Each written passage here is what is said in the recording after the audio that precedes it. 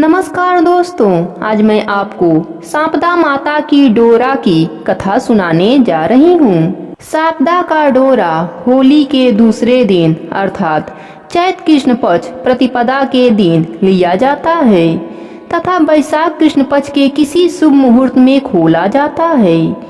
कच्चे सूत का 16 तार का डोरा जो जलती होली को दिखाकर रख लेते हैं, उसमें 16 गांठ लगा देना चाहिए। फिर उसे हल्दी में रंग देना चाहिए। एक पट्टे पर जल भर लोटा रखकर उस पर रोली से सातिया बनावें। तत्पश्चात चावल अच्छा चढ़ावें। फिर 16 दाने जौ लेकर सांपदा माता की कथा सुननी चाहिए। कथा सुनने के बाद उस डोरे को गले में पहन लेना चाहिए। बैसाख के महीने में डोरा खोलकर सांपदा माता का व्रत कथा कहानी सुनना चाहिए।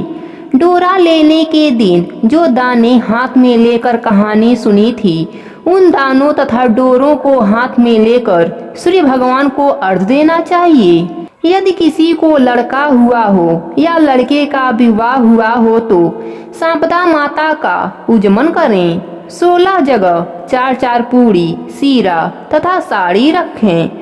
उन सब पर हाथ फेरकर सासू जी के पाँव लगाकर दे देवें। 16 ब्राह्मणियों को भोजन करावें। पौराणिक कथा के अनुसार एक नल राजा था। उसकी दमयंती नामक रानी थी। नल के राज्य में अनेकों गांव और शहर लगे हुए थे। एक दिन एक बुढ़िया राजा के महल के नीचे सांपदा माता का डोरा बांट रही थी, जिसे लेने के लिए बहुत भीड़ लगी थी। रानी ने भीड़ देखकर दासी से कहा कि यह किस बात की इतनी भीड़ हो रही है। दासी ने पता लगाकर रानी को बताया कि एक बुढ़िया कच्चे 16 सूत का 16 गांठ का हल्दी से रंगा हुआ सांपदा माता का डोरा बांट रही है। सांपदा माता की पूजा करके 16 जौ के दाने हाथ में लेकर जो सांपदा माता की कहानी सुनकर अपने गले में पहनता है, उसका धन दौलत खूब बढ़ता है। यह सुनकर रानी ने भी उस बुढ़िया से सांपदा माता का डोरा मंगा लिया और पूजा करके तथा कहानी सुनकर अपने गले में पहन लिया। एक दिन राजा ने जब रानी के गले में हीरो के हार के साथ उस डोरे को बंधा हुआ देखा तो उसने रानी से पूछा कि यह किस बात का डोरा तुमने पहना है। रानी ने कहा, यह सांपदा माता का डोरा है, इससे धन लक्ष्मी बढ़ती हैं। यह सुनकर राजा ने कहा, हमारे यहाँ किस बात की कमी है, खजाने हीरे मोतियों से भरा है।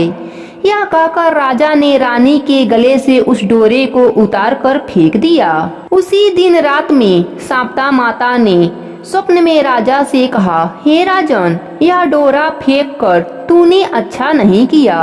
अब तेरा धन मिट्टी कोयला हो जाएगा।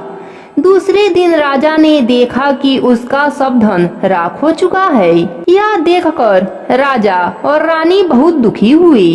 वे इतने निर्धन हो गए कि उनके पास खाने तक का कुछ न बचा। एक दिन राजा के आज्ञा अनुसार रानी अपने सहेलियों से मिलने गईं। सहेलियों ने रानी से बातें तो की, परंतु खाने को किसी ने नहीं पूछा। यह बात रानी ने महल में आकर राजा से कही। तब राजा ने रानी से कहा कि कहीं अन्य शहर में चला जाए और यहाँ की देखभाल के लिए एक ब्राह्मण की लड़की को छोड़ दें। यह विचार कर वे महलों से ब्राह्मण की लड़की को छोड़कर दूसरे शहर के लिए चल दिए। रास्ते में राजा रानी एक तालाब के पास रुके। तब राजा ने रानी को एक तीतर लाकर दिया और कहा, इसे पका लो, मैं अभी आता हूँ। रानी ने तीतर पकाया। जब उसे वे खाने को तैयार हुए तो पका हुआ तीतर भी उड़ गया। वह दोनों आगे बढ़े और अपने बहन के यहाँ पहुँचे। बहन ने उनको पुराने घर में ठहरा दिया और हीरों से भरा एक घड़ा उनके सत्कार में पहुंचा दिया। उसने राजा रानी के सामने जैसे ही घड़ा खोला कि उसमें सारे गहने राख बन चुके थे। यह देखकर राजा की बहन ने कहा कि तू यह घड़ा यहीं जमीन में गाड़ दे। फिर वह दोनों राजा रानी अपने एक साथी एक बादशाह के यहाँ पहुँचे। बादशाह ने उनको अपने पुराने महल में ठहरा दिया।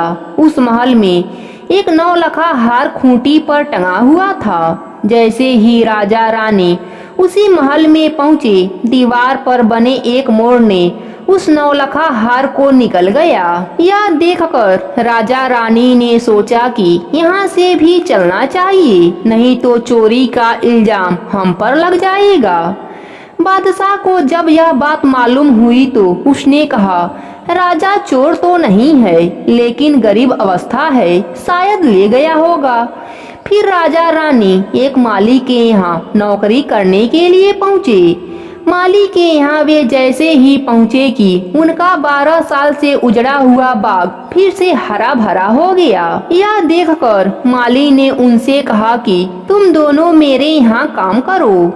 उस पर रानी ने कहा कि मैं 4 काम नहीं करूँगी, दीपक नहीं जलाऊंगी, चरपाई नहीं बिछाऊंगी, झाड़ू नहीं दूंगी, बर्तन साफ नहीं करूँगी। इस पर माली ने कहा, अच्छा तुम यह काम मत करना, तुम केवल फूलों की माला बनाना और सब्जी बाजार में बेच आना, राजा बाग की रखवाली करेगा। एक दिन रानी माली की सब्जी बाजार में बेचने को गई और अन्य स्त्रियों से बोली कि सब्जी ले लो।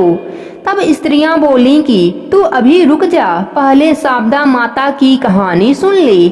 तब वह रानी बोली कि पहले मैं भी शारदा माता की कहानी सुनती थी, लेकिन एक दिन राजा ने शारदा का डोरा फेंक दिया। तभी से शारदा माता हमसे नाराज हैं। नाराज हुए 12 वर्ष हो गई। अगर शारदा माता हमारे भी आवे तो मैं आपकी शारदा का डोरा ले लूंगी। उसी रात शारदा माता ने राजा को स्वप्न दिया कि रानी कल मेरा डोरा ले लेवे तो फिर मैं तेरे यहाँ आऊंगी और तू पुनः धनवान हो जाएगा।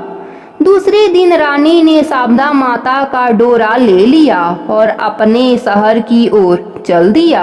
शारदा माता ने राजा को और माली को खूब धन दिया। अब राजा रानी अपने राज्य को चल दिए। आगे चलकर राजा बादशाह के पुराने महल में पहुंचा और वहां जाकर देखा कि हार उसी खूंटी पर टंगा हुआ है।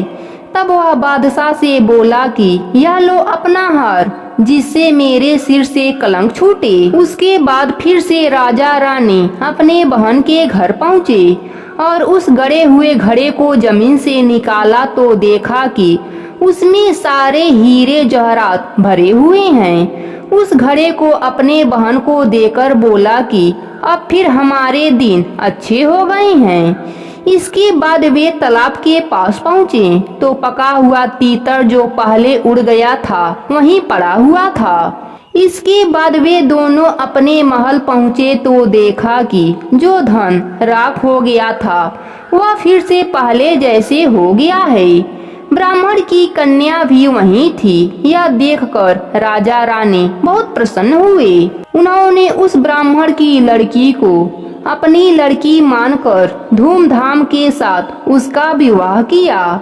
उसे खूब दान दहेज देकर विदा किया। इसके बाद एक दिन रानी ने शारदा माता का उजमन खूब धूमधाम से किया। हे शारदा माता, जैसे तूने राजा को धन दिया वैसे ही सबको देना। जय हो शारदा माता की।